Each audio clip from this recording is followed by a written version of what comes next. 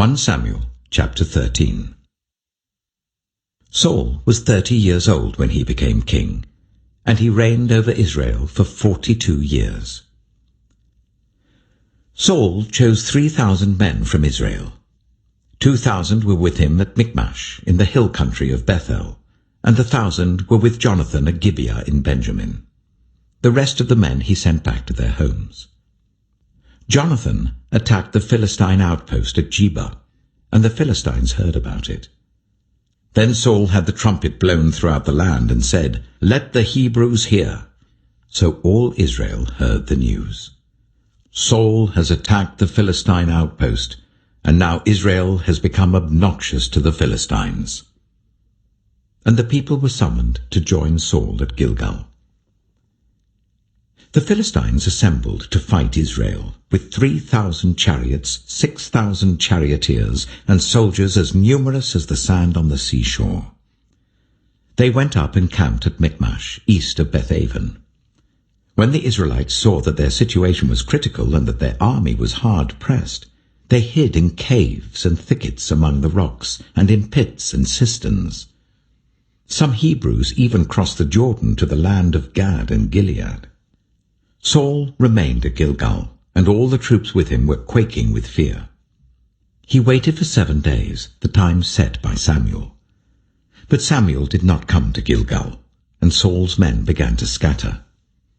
So he said, "Bring me the burnt offering and the fellowship offerings." And Saul offered up the burnt offering. Just as he finished making the offering, Samuel arrived, and Saul went out to greet him. "What have you done?" asked Samuel. Saul replied, "When I saw that the men were scattering, and that you did not come at the set time, and that the Philistines were assembling at Michmash, I thought, now the Philistines will come down against me at Gilgal, and I have not sought the Lord's favor. So I felt compelled to offer the burnt offering." "Oh, you have done a foolish thing," Samuel said. "You have not kept the command the Lord your God gave you. If you had, he would have established your kingdom over Israel for all time. But now your kingdom will not endure. The Lord has sought out a man after his own heart, and appointed him ruler of his people, because you have not kept the Lord's command." Then Samuel left Gilgal and went up to Gibeah in Benjamin. And Saul counted the men who were with him. They numbered about 600. Saul and his son Jonathan and the men with them were staying at Gibeah of Benjamin, while the Philistines camped at Michmash.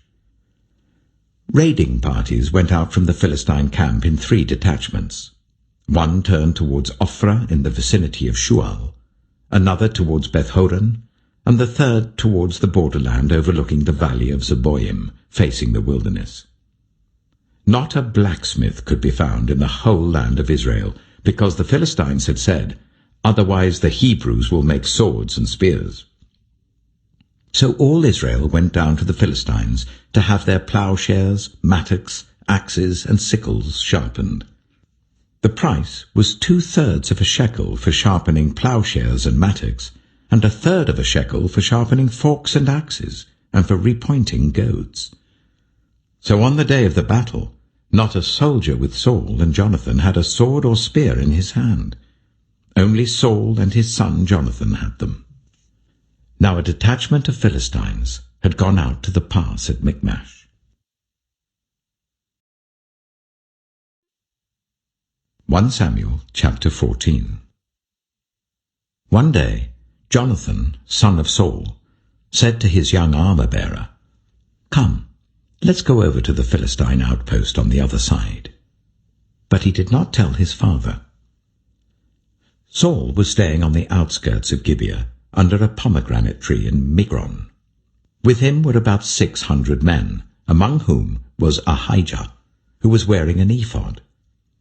He was a son of Ichabod's brother, Ahitub, son of Phinehas, the son of Eli, the Lord's priest in Shiloh. No one was aware that Jonathan had left. On each side of the pass that Jonathan intended to cross to reach the Philistine outpost was a cliff. One was called Bozez, and the other Seneh. One cliff stood to the north towards Michmash, the other to the south towards Geba. Jonathan said to his young armor-bearer, "Come, let's go over to the outpost of those uncircumcised men. Perhaps the Lord will act on our behalf. Nothing can hinder the Lord from saving, whether by many or by few." "Do all that you have in mind," his armor-bearer said. "Go ahead. I am with you, heart and soul." Jonathan said, "Come on then. We will cross over towards them and let them see us. If they say to us, 'Wait there until we come to you,' we will stay where we are and not go up to them. But if they say, 'Come up to us,' we will climb up, because that will be our sign that the Lord has given them into our hands." So both of them showed themselves to the Philistine outpost. "Look," said the Philistines, "the Hebrews are crawling out of the holes they were hiding in."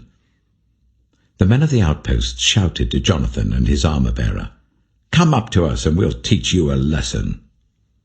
So Jonathan said to his armor-bearer, "Climb up after me. The Lord has given them into the hand of Israel."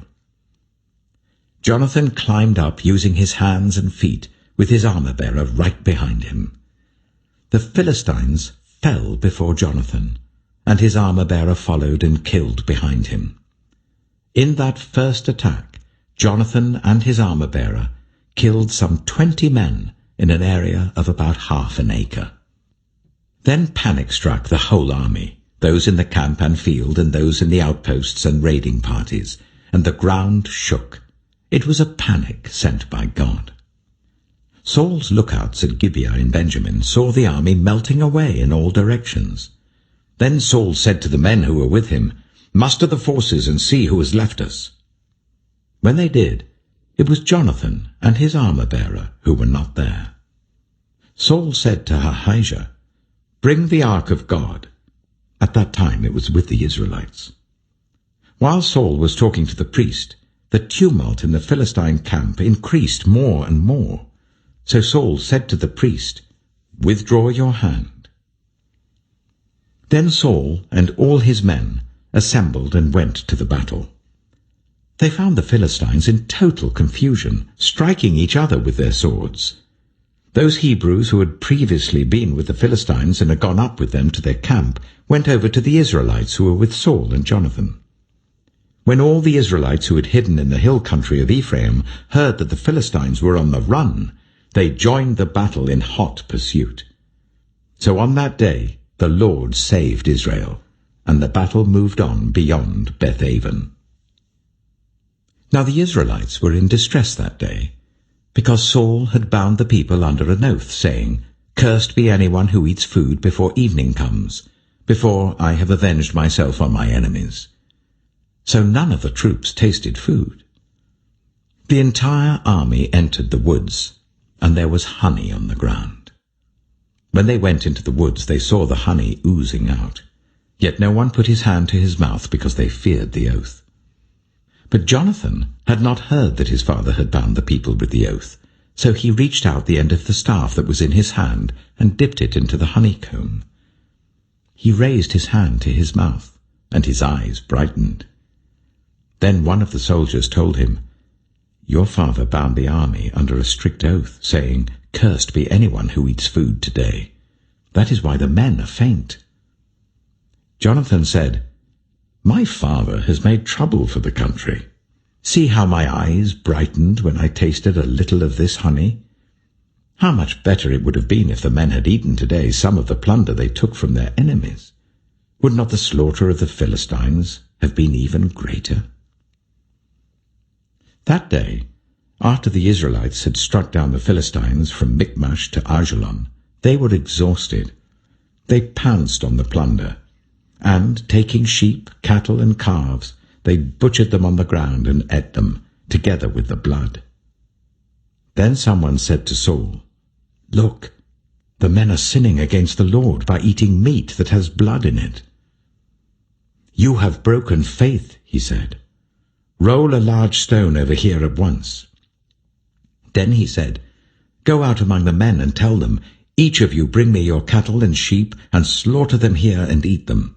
Do not sin against the Lord by eating meat with blood still in it." So everyone brought his ox that night and slaughtered it there. Then Saul built an altar to the Lord. It was the first time he had done this. Saul said, "Let us go down and pursue the Philistines by night and plunder them till dawn, and let us not leave one of them alive." "Do whatever seems best to you," they replied. But the priest said, "Let us inquire of God here." So Saul asked God, "Shall I go down and pursue the Philistines? Will you give them into Israel's hand?" But God did not answer him that day. Saul therefore said, "Come here, all you who are leaders of the army, and let us find out what sin has been committed today. As surely as the Lord who rescues Israel lives, even if the guilt lies with my son Jonathan, he must die." But not one of them said a word. Saul then said to all the Israelites, "You stand over there. I and Jonathan my son will stand over here." "Do what seems best to you," they replied. Then Saul prayed to the Lord, the God of Israel, "Why have you not answered your servant today? If the fault is in me or my son Jonathan, respond with Urim. But if the men of Israel are at fault, respond with Thummim." Jonathan and Saul were taken by lot, and the men were cleared. Saul said, "Cast the lot between me and Jonathan my son." And Jonathan was taken. Then Saul said to Jonathan, "Tell me what you have done." So Jonathan told him, "I tasted a little honey with the end of my staff, and now I must die?" Saul said, "May God deal with me, be it ever so severely, if you do not die, Jonathan." But the men said to Saul, "Should Jonathan die? He who has brought about this great deliverance in Israel? Never! As surely as the Lord lives, not a hair of his head shall fall to the ground, for he did this today with God's help." So the men rescued Jonathan, and he was not put to death. Then Saul stopped pursuing the Philistines, and they withdrew to their own land. After Saul had assumed rule over Israel, he fought against their enemies on every side: Moab, the Ammonites, Edom, the kings of Zobah, and the Philistines. Wherever he turned, he inflicted punishment on them.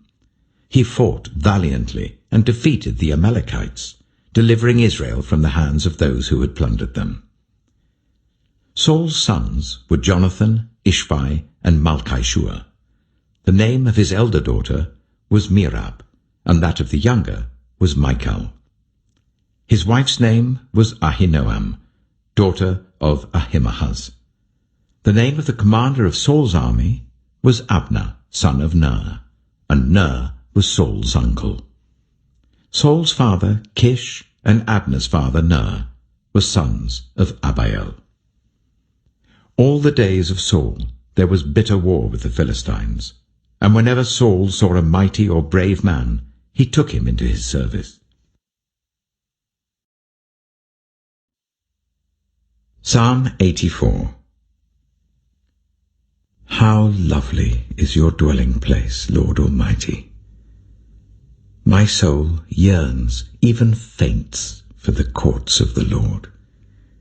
My heart and my flesh cry out for the living God. Even the sparrow has found a home, and the swallow a nest for herself, where she may have her young, a place near your altar. Lord Almighty, my King and my God, blessed are those who dwell in your house. They are ever praising you. Blessed are those whose strength is in you, whose hearts are set on pilgrimage. As they pass through the valley of Baca, they make it a place of springs. The autumn rains also cover it with pools. They go from strength to strength, till each appears before God in Zion. Hear my prayer, Lord God Almighty. Listen to me, God of Jacob. Look on our shield, O God. Look with favor on your anointed one. Better is one day in your courts than 1,000 elsewhere. I would rather be a doorkeeper in the house of my God than dwell in the tents of the wicked. For the Lord God is a sun and shield. The Lord bestows favor and honor. No good thing does he withhold from those whose way of life is blameless. Lord Almighty, blessed is the one who trusts in you.